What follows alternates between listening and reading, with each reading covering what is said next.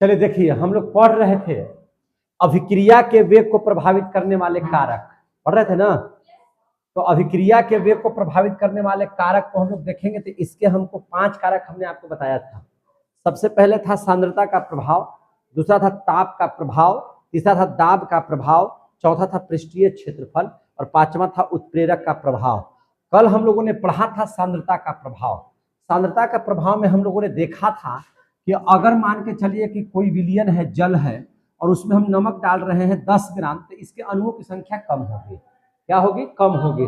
लेकिन अगर इसकी संख्या को अगर बढ़ा देते हैं तो इसके कणों की संख्या ज्यादा हो जाएगी। इसका मतलब क्या हो जाएगा कि अभिक्रिया का वेग समानुपाती होता है अभिक्रिया की सांद्रता पर, यानी कि अभिक्रिया का सांद्रण बढ़ाने पर अभिक्रिया का वेग क्या हो जाता है? बढ़ जाता है। कुल बातों को आप समझने के लिए पीछे वाला वीडियो देख लीजिएगा तो आपको समझ में आ जाएगा। आज हम लोगों को पढ़ना था ताप का प्रभाव। ताप का प्रभाव में एक हमने उदाहरण दिया था कि मान के चलिए कि जल है एक बीकर में और इसमें 20 ग्राम NaCl है, तो इसकी जो कणों की जो संख्या होगी, ताप बढ़ने पर इसके अणुओं की संख्या क्या हो जाएगी? गतिज ऊर्जा में बदल जाती है। पढ़ाए थे कि नहीं पढ़ाए थे? तो गतिज ऊर्जा में क्या हो जाएगी? माने बढ़ोतरी हो जाएगी। गतिज ऊर्जा ठीक उसी प्रकार से हमने एक उदाहरण देकर के समझाया था कि अगर मान के चलिए कि अगर हम ही लोगों को कोई गर्म तावे पर बैठा देगा तो हम लोग कूदने लगेंगे, हम लोग चिल्लाने लगेंगे, हम लोग अकबकाने लगेंगे। मतलब क्या स्थिति हुआ? हमारे शरीर में गर्म करने पर कोई ना कोई ऊर्जा गया जिसकी वजह से हम लोग चिल्लाना शुरू कर दिए, कूदना शुरू कर दिए। वह ऊर्जा गतिज ऊर्जा कहलाती है, यानी कि उसकी संख्या में क्या हो जाती है? बढ़ोतरी हो जाती है। और जब किसी गतिज ऊर्जा में बढ़ोतरी हो जाएगी तो होगा क्या चीज कि अणुओं की संख्या में भी क्या हो जाएगी? गतिज ऊर्जा प्रवेश कर जाएगी, यानी कि उसकी ऊर्जा बढ़ने लगेगी। यानी कि कण गर्म करने पर जब इधर से उधर खोलेंगे तो उनके जो कण है से आपस में क्या होने लगेंगे? टकराने लगेंगे। तो अणुओं का टकराव की संख्या बढ़ेगी, यानी कि टकराव बढ़ रहा है, यानी कि अभिक्रिया का वेग क्या हो रहा है? बढ़ रहा है। अभिक्रिया का वेग क्या हो रहा है? बढ़ रहा है। यानी कि इसको हम ऐसे लिख सकते हैं कि ताप बढ़ने पर, ध्यान समझिए, ताप बढ़ने पर अगर ताप को अगर बढ़ा दिया जाए तो क्या हो जाएगा? अणुओं की गतिज ऊर्जा बढ़ जाएगी। क्या हो जाएगी? अणुओं की गतिज ऊर्जा बढ़ जाएगी। अणुओं की गतिज ऊर्जा क्या हो जाएगी? बढ़ जाएगी। अणुओं की गतिज ऊर्जा क्या हो जाएगी? बढ़ जाएगी। और अणुओं की गतिज ऊर्जा बढ़ने का मतलब क्या हो गया कि अणुओं की संख्या की गतिज ऊर्जा बढ़ जाएगी। किसकी संख्या की गतिज ऊर्जा बढ़ जाएगी? अणुओं की गतिज ऊर्जा संख्या, अणुओं की गतिज ऊर्जा बढ़ जाएगी। इसका मतलब क्या हो गया? टक्कर की संख्या बढ़ जाएगी। किसकी संख्या बढ़ जाएगी? टक्कर की संख्या। किसकी टक्कर की संख्या? जो इसमें अणु है जब गर्म होंगे, आगे पीछे डोलेंगे तो ये क्या हो जाएंगे? टकराएंगे ज्यादा, यानी कि टक्कर की संख्या में क्या हो जाएगी? बढ़ोतरी। टक्कर की संख्या में बढ़ोतरी होगी। टक्कर की संख्या में बढ़ोतरी का मतलब क्या हो जाएगा कि अभिक्रिया का वेग बढ़ जाएगा। अभिक्रिया का वेग बढ़ जाएगा। अभिक्रिया का वेग बढ़ जाएगा। तो यानी कि आप कह सकते हैं कि अगर ताप को बढ़ाया जाए तो अभिक्रिया का वेग क्या हो जाता है? बढ़ जाता है। तो अभिक्रिया पर प्रभावित, अभिक्रिया के वेग को प्रभावित करने वाले कारक हो सकता है कि नहीं हो सकता है? तीसरा चीज जो देखेंगे हम लोग वह होता है दाब का प्रभाव। किसका प्रभाव?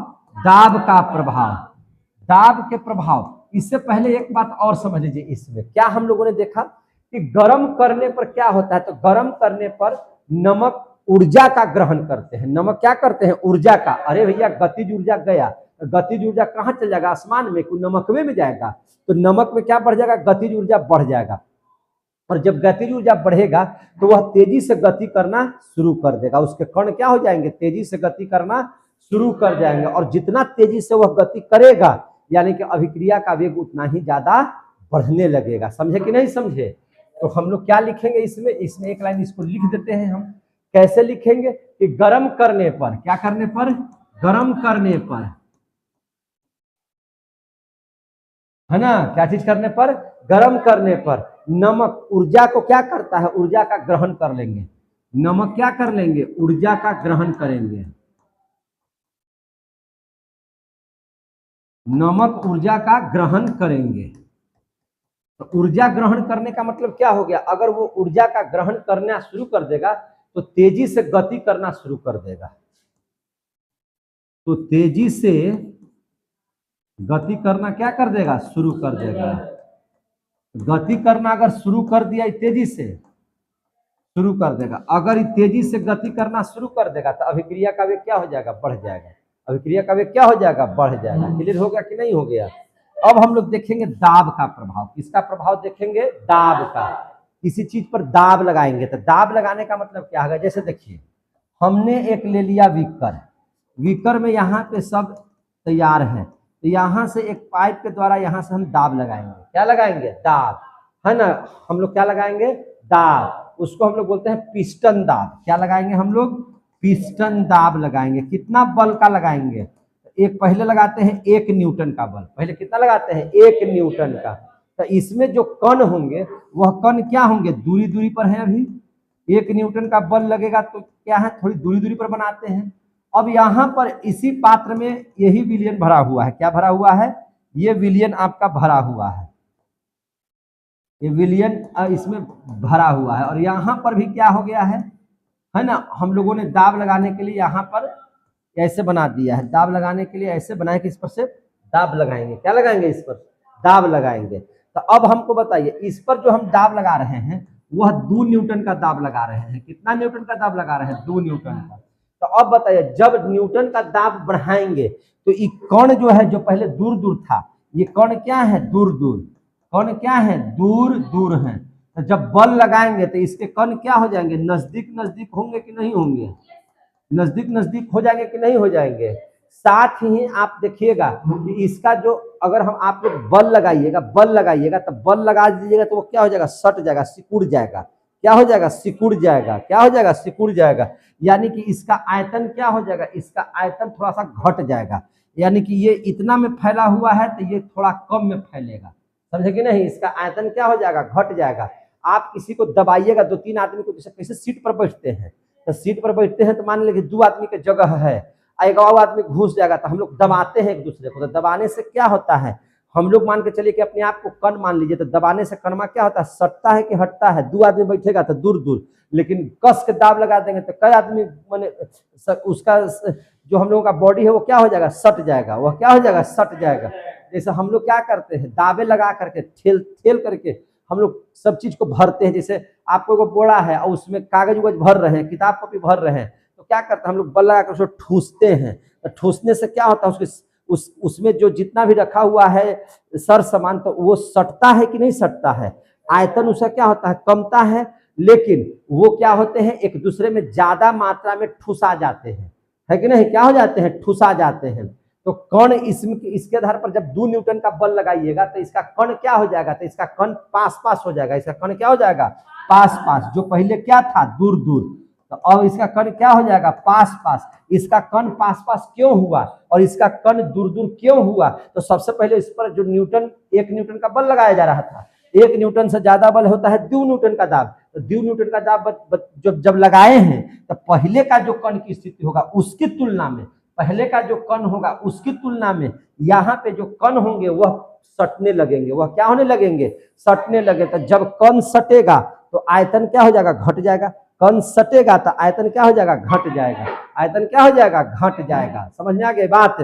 और टकराव देखिए तो यहाँ पे टकराव कम, लेकिन यहाँ पे टकराव क्या हो जाएगा, ज्यादा हो जाएगा। यहाँ पे टकराव क्या हो जाएगा, ज्यादा। तो टकराव ज्यादा हुआ यानी कि सांद्रता क्या हो गई, इसकी बढ़ गई। तो टकराव ज्यादा था, अभिक्रिया का वेग क्या हो जाएगा, ज्यादा। यानी कि दाब लगाने पर, दाब का ये प्रभाव है कि अगर दाब को बढ़ाया जाए, है ना, तो अभिक्रिया का वेग क्या हो जाता है, बढ़ जाता है। अभिक्रिया का वेग क्या हो जाता है, बढ़ जाता है। समझ में आ गया बात।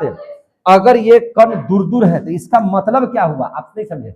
अगर ये कण दूर दूर है तो मतलब ये हुआ मेरे भाई कि मतलब टकराव कम, मतलब टकराव कम। यहाँ कण पास पास हो गया यानी कि टकराव क्या हो जाएगा, ज्यादा। टकराव क्या हो जाएगा, ज्यादा। टकराव क्या हो जाएगा, ज्यादा। समझे कि नहीं। यानी कि टक्कर जो होगा अणुओं के बीच में, कणों के बीच में, वह ज्यादा तेजी से होगा, वह ज्यादा तेजी से होगा। और जैसे ही टकराव ज्यादा होगा, टकराने ही की वजह से तो क्या होता है, अभिक्रिया। और जो जितना ज्यादा टकराएगा उतना अभिक्रिया का वेग क्या हो जाएगा, बढ़ते जाएगा। समझे कि नहीं। अभिक्रिया का वेग क्या हो जाएगा, बढ़ते जाएगा। यहाँ पे स्पष्ट हम कह सकते हैं कि अगर दाब को बढ़ाया जाए, अगर क्या किया जाए, दाब को बढ़ाया जाए। दाब को हमने क्या किया, बढ़ा दिया, तो आयतन क्या हो जाएगा, घट जाएगा। आयतन क्या हो जाएगा, घट जाएगा। आयतन क्या हो जाएगा, घट जाएगा। आयतन क्या हो जाएगा, घट जाएगा। आयतन क्या हो जाएगा, घट जाएगा। लेकिन सांद्रण बढ़ जाएगा। सांद्रण क्या हो जाएगा, बढ़ जाएगा। सांद्रण क्या हो जाएगा, बढ़ जाएगा। सांद्रण क्या हो जाएगा, बढ़ जाएगा। यानी कि कणों में टक्कर की संख्या क्या हो जाएगी, बढ़ जाएगी। टक्कर की संख्या क्या हो जाएगी, बढ़ जाएगी। टक्कर की संख्या जैसे ही बढ़ेगा तो अभिक्रिया का वेग क्या हो जाएगा, बढ़ जाएगा।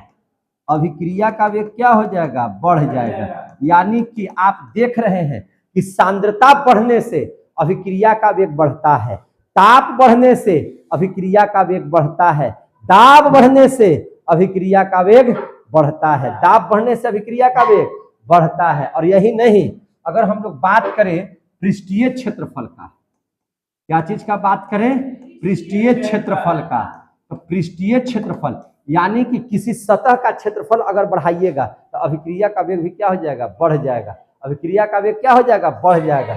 यानी कि पृष्ठीय क्षेत्रफल को बढ़ाने पर, पृष्ठीय क्षेत्रफल बढ़ा है ना, तो अभिक्रिया का वेग क्या हो जाएगा, तो अभिक्रिया का वेग भी बढ़ जाएगा। क्लियर हो गया, अभिक्रिया का वेग भी क्या हो जाएगा, बढ़ जाएगा। और उत्प्रेरक का प्रभाव, मूल रूप से इस चैप्टर में यही तो पढ़ना है, उत्प्रेरक का प्रभाव। तो उत्प्रेरक का प्रभाव पढ़ाएंगे, लेकिन अभी नहीं, थोड़ा देरी के बाद, है कि नहीं, थोड़ा देरी के बाद, क्योंकि इस पर बहुत ज्यादा पढ़ना है उत्प्रेरक। उत्प्रेरक का मतलब क्या है कि जैसे किसी की वजह से कोई प्रभाव अत्यधिक पड़ना। जैसे देखिए, आप जब घर में पढ़ रहे होते हैं, लेकिन अगर आपके पापा आ जाए तो पढ़ने की गति क्या हो जाती है, तेज हो जाती है। पापा चले गए तो आप लोग टीवी देखने लगते हैं, यानी कि पढ़ने की गति क्या हो जाती है, कम। तो यहाँ पढ़ने के लिए उत्प्रेरक का काम कौन किए, आपके फादर। आपके क्या किए, फादर किए। समझ में आ गई बात। तो वह उत्प्रेरक क्या है, एक ऐसा बाहरी चीज जो उस अभिक्रिया के वेग को घटा दे या अभिक्रिया के वेग को बढ़ा दे। यही ना, अभिक्रिया के वेग को घटा दे या अभिक्रिया के वेग को बढ़ा दे, वही उत्प्रेरक का काम है। तो उत्प्रेरक का क्या प्रभाव पड़ेगा, इसको विस्तार से पढ़ाएंगे, है ना। कितना, कब पढ़ाएंगे, थोड़ी देर के बाद। आइए कुछ न्यूमेरिकल को देख लेते हैं। क्या देख लेते हैं, न्यूमेरिकल को देख लेते हैं। कल हम बहुत सारा फार्मूला हम बताए थे, तो चलिए अभी न्यूमेरिकल को पढ़ लेते हैं। क्या पढ़ लेते हैं, न्यूमेरिकल में क्वेश्चन देख लीजिए। और ये सब सारे क्वेश्चन जो है एनसीईआरटी की किताब से ही है, समझे कि नहीं। इसलिए न्यूमेरिकल को ध्यान से समझिएगा और देखने का प्रयास कीजिएगा। मान के चलिए कि एक रिएक्शन हो रहा है आर से पी की, है ना, जिसमें अभिकारक के तौर पर आर है और उत्पाद के तौर पर क्या है, पी है। उत्पाद के तौर पर क्या है, पी है। तो होता है क्या कि इस अभिक्रिया के लिए, क्वेश्चन कहता है कि इस अभिक्रिया के लिए, इस अभिक्रिया के लिए, आरपी अभिक्रिया के लिए अभिकारक की सांद्रता, अभिकारक की सांद्रता, अभिकारक की सांद्रता कितना दिया हुआ है, 0.03 एम, है ना, से 25 मिनट में परिवर्तित होकर, 25 मिनट में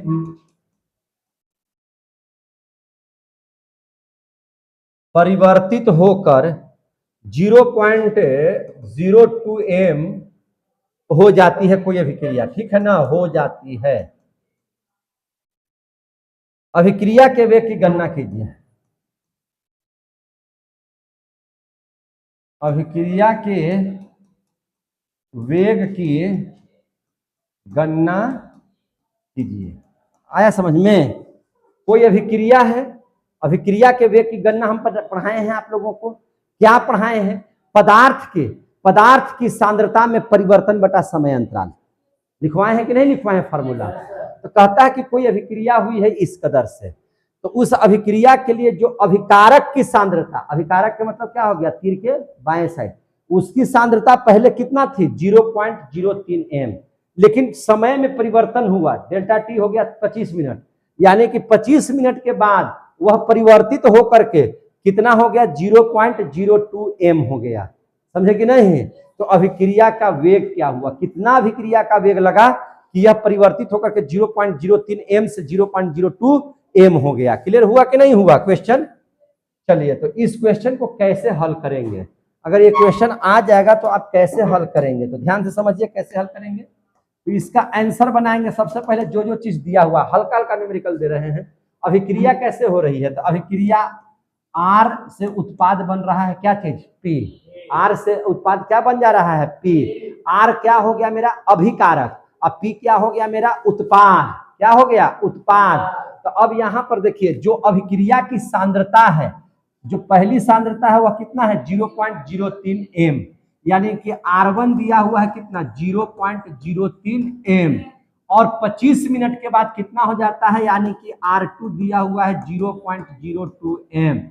25 मिनट यानी कि पूरा जो समय अंतराल है, यानी कि उसको बोलते हैं डेल्टा टी, वह कितना दिया हुआ है 25 मिनट। कितना दिया हुआ है 25 मिनट।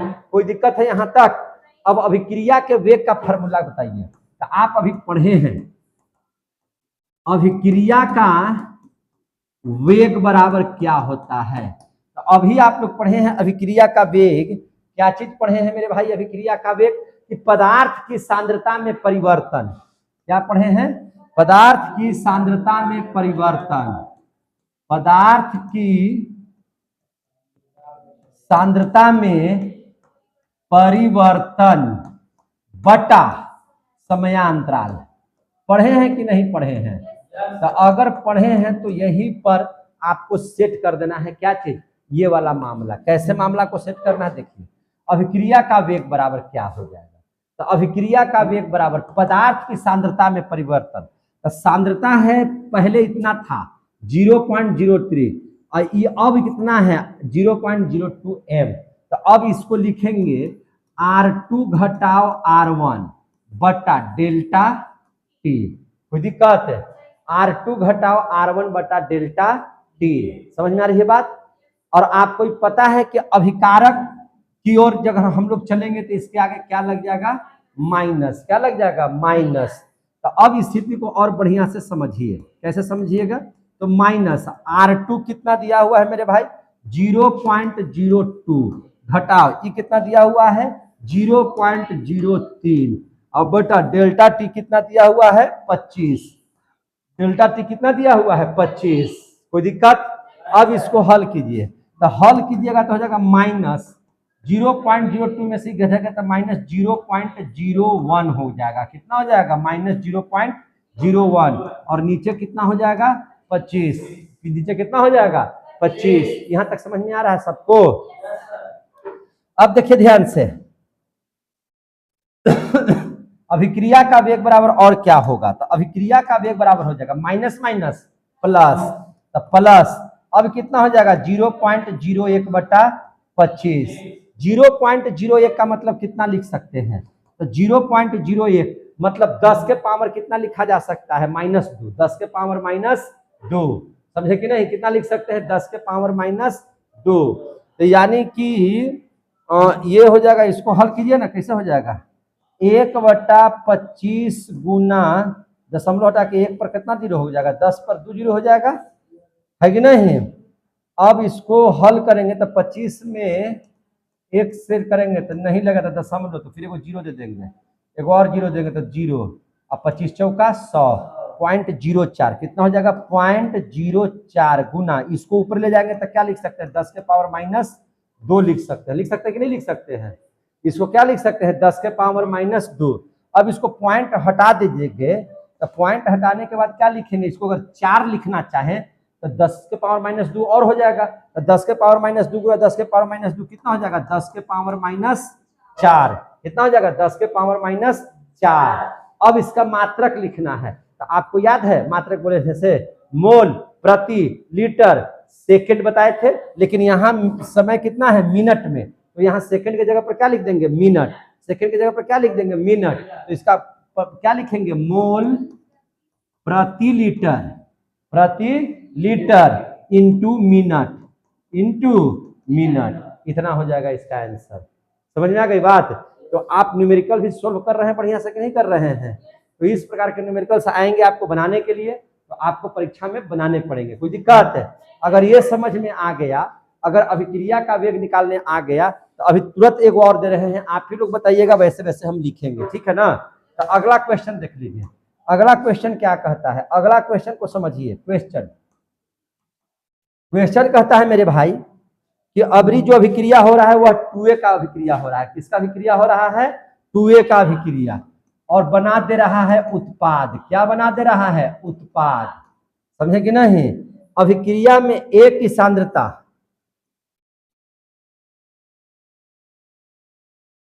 अभिक्रिया में A की सांद्रता, A की सांद्रता क्या है भैया?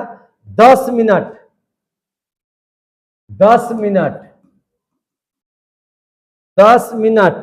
0.5 मोल प्रति लीटर से घटकर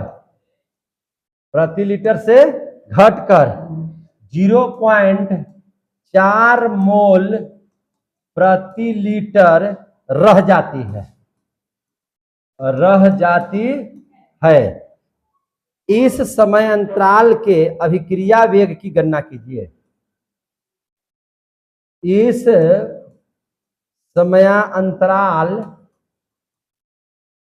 समयांतराल के अभिक्रिया वेग की गणना कीजिए। अभिक्रिया के वेग की गणना कीजिए, वेग की गणना कीजिए। ठीक है ना? देखिए ध्यान से, कहता है कि कोई इस तरह से अभिक्रिया हुआ, उत्पाद बनाया, 2A की अभिक्रिया हुई, उत्पाद बना, तो अभिक्रिया में A की जो सांद्रता है 10 मिनट के अंतराल के बाद 0.5 मिलीलीटर से घट करके 0.4 मोल प्रति लीटर रह जाती है। 0.5 मोल प्रति लीटर से घट करके कितना रह जाती है? 0.4 मोल लीटर रह जाती है। इस समय अंतराल के अभिक्रिया का वेग की गणना कीजिए। किसका गणना कीजिए? अभिक्रिया के वेग का गणना कीजिए। चलिए, समझ में आई बात? अभिक्रिया के वेग की गणना हमको करना है, तो कैसे हम लोग गणना करेंगे? तो चलिए इसका आंसर बनाते हैं। इसका क्या बनाते हैं? आंसर। कैसे आंसर बनेगा मेरे भाई? देखिए ध्यान से, देखिए सबसे पहले आप यहाँ पे बताइए अभिक्रिया क्या चीज है। तो अभिक्रिया है कि 2A अभिक्रिया किया तो क्या बना दिया? उत्पाद। क्या बना दिया? उत्पाद। बनाया कि नहीं बनाया? अब सांद्रता जो है से 10 मिनट में पहले इतना से घट करके इतना रह गया, इतना से घट करके इतना रह गया। तो पहले कितना था? A1 कितना दिया हुआ है? 0.5 मोल प्रति लीटर। अब कितना रह गया है? अब का मतलब हो गया है कि A2 है ना, कितना रह गया है? अब 0.4 मोल प्रति लीटर रह गया है। यानी कि समय कितना लिया है उसमें? 10 मिनट। तो समयांतराल कितना दिया हुआ है? 10 मिनट। कितना दिया हुआ है? 10 मिनट। कोई दिक्कत है तो बोल दीजिए हमको। नहीं है दिक्कत? इतना तक समझ में आ गया? तो अभिक्रिया का वेग क्या होगा? तो अब देखिए ध्यान से, अभिक्रिया का वेग का फॉर्मूला बताइए। तो पदार्थ की सांद्रता में परिवर्तन बटा समयांतराल। अभिक्रिया का जो वेग होता है, लिखना पड़ेगा आपको कि पदार्थ की सांद्रता में परिवर्तन, सांद्रता में परिवर्तन बटा समयांतराल, बटा समयांतराल। समझ रहे हैं कि नहीं समझ रहे हैं? बटा समयांतराल। अगर इसको अगर हम ले लें बढ़िया से, तब क्या होगा? तब स्थिति को समझिए क्या होगा से, तब स्थिति समझिए यहाँ पे क्या होगा। इसको हम यहाँ पे खींच रहे हैं पाई। तब स्थिति मेरे भाई ये होगा कि क्या होगा, सोच समझिए। अभिक्रिया का वेग, तो अभिक्रिया का वेग बराबर, अभिक्रिया का वेग बराबर, देखिए पदार्थ की सांद्रता में परिवर्तन, यानी कि A2 घटाओ A1। क्या हो जाएगा? A2 घटाओ A1। लिख देते हैं A2 घटाओ A1 अब बटा डेल्टा T। अभिकारक में कह रहा है, यानी कि यहाँ पे क्या लग जाएगा? माइनस। लेकिन एक वो चीज और देख लीजिए, यहां पर जो है गुणांक दिया हुआ है। यहाँ पे क्या दिया हुआ है? गुणांक। तो ये जो गुणांक है, तो इस गुणांक को हम लोग क्या बोलते हैं? हाँ, रस समीकरण मितीय। क्या बोलते हैं? रस समीकरण मितीय। यहाँ के रस समीकरण मितीय वाला फॉर्मूला लग जाएगा। समझ में आ गई बात? तो जब रस समीकरण मितीय का फॉर्मूला लगेगा, तो यहाँ पर जो गुणांक है वह चेंज कर जाएगा और हो जाएगा यहाँ पर कितना? 1/2। क्या हो जाएगा? 1/2।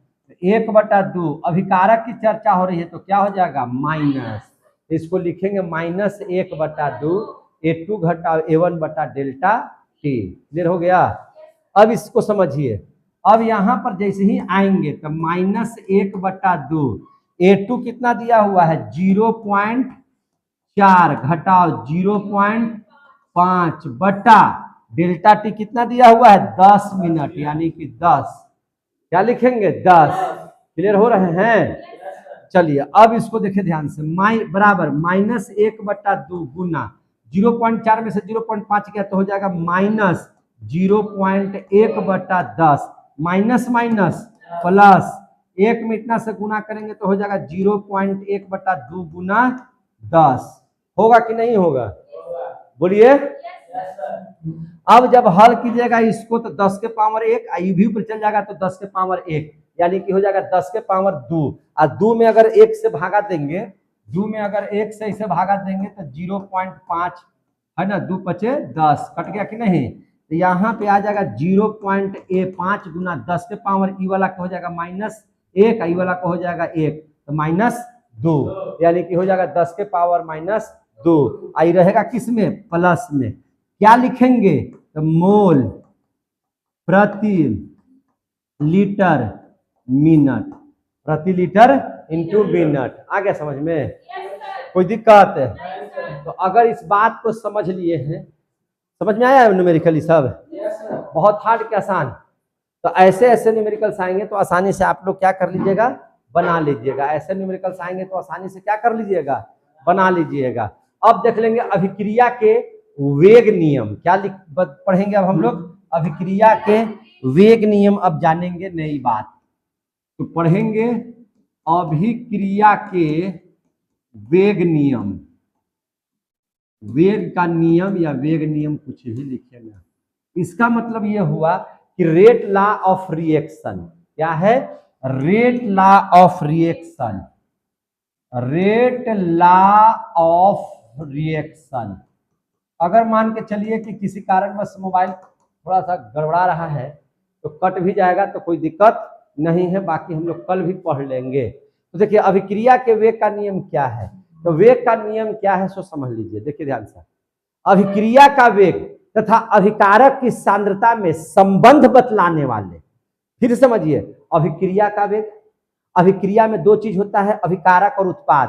तो अभिकारक की जो सांद्रता में, अभिक्रिया के वेग में और अभिकारक की सांद्रता में जो संबंध बनाने वाला समीकरण होगा, जो संबंध बनाने वाला क्या होगा, समीकरण होगा, उसी समीकरण को कहेंगे अभिक्रिया का वेग नियम। उसी को क्या कहेंगे, अभिक्रिया का वेग नियम। यानी क्या कह रहे हैं हम, ध्यान से समझिए, कह रहे हैं कि अभिक्रिया के वेग और किसके बीच, अभिकारक की सांद्रता में, है ना, अभिक्रिया के वेग और अभिकारक के सांद्रण में, सांद्रता में, अभिकारक के सांद्रता में, अभिकारक के सांद्रता में संबंध बताने वाले, है ना, संबंध बताने वाले, ध्यान समझिए, संबंध बताने वाले, संबंध बताने वाले क्या चीज, एक समीकरण। तो संबंध बनाने वाले जो समीकरण है, जो समीकरण है उसे क्या कहते हैं,